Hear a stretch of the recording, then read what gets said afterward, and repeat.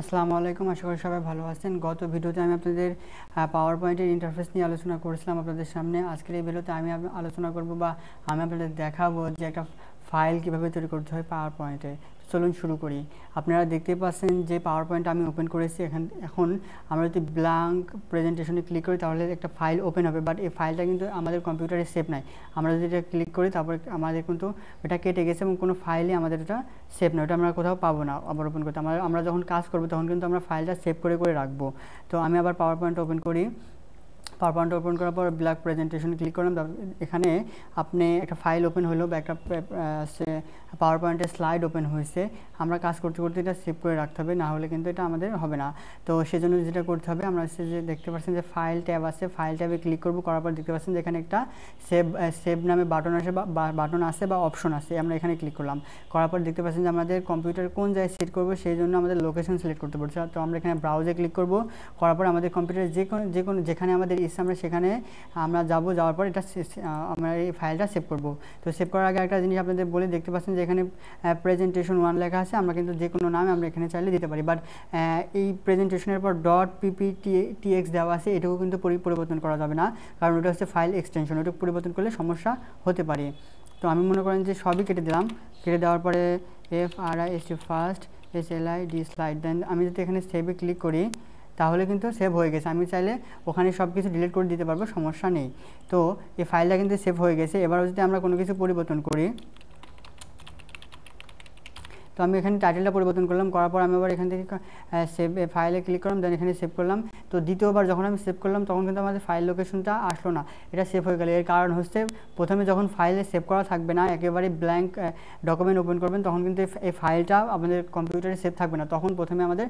তখন সেভ করতে গেলে আমাদের হচ্ছে ফাইল লোকেশন দেখাবে। আর দ্বিতীয়বার যখন আমরা সিলেক্ট করবো তখন কিন্তু ফাইল লোকেশন দেখাবে না। এখানে দেখতে পাচ্ছেন যে ফাইল হচ্ছে ফার্স্ট স্লাইড লেখা আছে।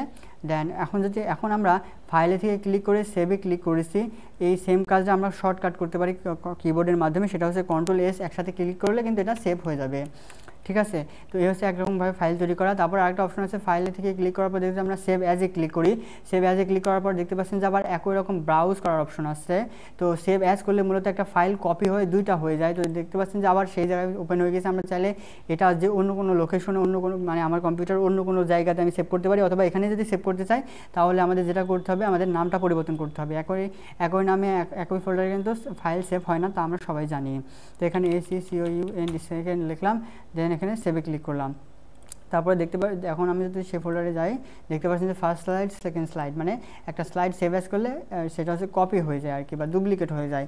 তো এই দুই রকমভাবে আমরা ফাইল তৈরি করতে পারি। আর আরেক রকমভাবে আমরা ফাইল তৈরি করতে পারি, সেটা হচ্ছে আমরা যে কোনো একটা জায়গায় যাব, আমাদের কম্পিউটারে যে জায়গাতে আসলে আমরা ফাইল থুতে পারি। তো আমরা এই একটা ফোল্ডারে হতে পারে বা আমাদের ডেস্কটপ হতে পারে। ডেস্কটপে ক্লিক করলে দেখতে পাচ্ছেন যে নিউ ফাইল, আবার এখানে ক্লিক করার পর দেখতে পাচ্ছেন যে নিউ ফাইল। তো একটা টেক্সট ফাইল তৈরি করার মতো, যখন আমরা এখান থেকে আমরা অনেক সময় টেক্সট ফাইল তৈরি করেছিলাম, কিন্তু হয়তো বা পাওয়ার পয়েন্টের ফাইল তৈরি করেননি অনেকেই। তো আমরা যেটা করবো, রাইট বাটন ক্লিক করে নিউ থেকে দেখতে পাচ্ছেন যে এখানে পাওয়ার পয়েন্টের অপশন আছে। আমি এখানে ক্লিক করলাম। করার পর দেখতে পাচ্ছেন যে একটা ফোল্ডার তৈরি হয়ে গেছে এবং ফোল্ডারের নামটা আমরা পরিবর্তন করতে পারবো। আমরা চাইলে এই নাম রাখতে পারি অথবা নাম পরিবর্তন করতে পারি। তো আমি দিলাম নেম অফ স্লাইড, দেন আমার এখানে বাইরে ক্লিক করলাম, এই নামটা সেভ হয়ে গেছে। এখন যদি আমি ডবল ক্লিক করি তাহলে কিন্তু ওই স্লাইডটা ওপেন হয়ে গেল এবং এই স্লাইডে আমরা এখন কাজ করতে পারবো এবং Ctrl সেভ অ্যাজ দিতে পারবো। তো এইভাবে মূলত পাওয়ার পয়েন্টের ফাইল তৈরি করতে হয় এবং সেভ করতে হয়। আর এই হচ্ছে বিষয়। আর আরেকটা বিষয় আমি আপনাদের দেখাই এই ভিডিওতে, যে আপনার ফাইলে ক্লিক করার পর দেখতে পাচ্ছেন যে ওপেন। আমরা যদি ওপেনে ক্লিক করি তাহলে ব্রাউজ করার অপশন আছে। আমরা এখানে ব্রাউজ করব। ব্রাউজ করার পর আপনি কম্পিউটারে যে কোনো জায়গায় আপনার পাওয়ার পয়েন্টের ফাইল যদি থাকে তাহলে সেটা আপনি সিলেক্ট করে ওপেন করবেন, তাহলে সেটা সিলেক্ট হয়ে যাবে।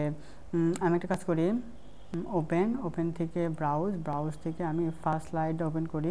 করার পরে যে দেখতে পাচ্ছেন যে ফার্স্ট স্লাইডে আমি হ্যালো বাংলাদেশ লিখছিলাম ফার্স্ট স্লাইডে, সেটা এখানে দেখা যাচ্ছে। তো আজকের এই ভিডিওতে এই পর্যন্তই। দেখা হবে এবার পরবর্তী ভিডিওতে অন্য কোনো টপিক নিয়ে।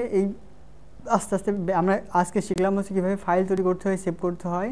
পরবর্তী ভিডিওতে আরও অন্য কিছু শিখবো, হয়তো বা স্লাইড তৈরি করা শিখবো, বা এই যে আমরা এখানে দেখাইছিলাম যে কুইক সিলেকশন বার, তারপরে হচ্ছে ট্যাব, হ্যাঁ এইসব কুইক সিলেকশন বার, তারপরে যে ট্যাবের আন্ডারে আবার হচ্ছে রিভল আছে, এগুলো কীভাবে ব্যবহার করে স্লাইড তৈরি করতে হয় সেগুলো আমরা আস্তে আস্তে শিখবো। তো সে পর্যন্ত সুস্থ থাকবেন, ভালো থাকবেন, খোদা হাফেজ।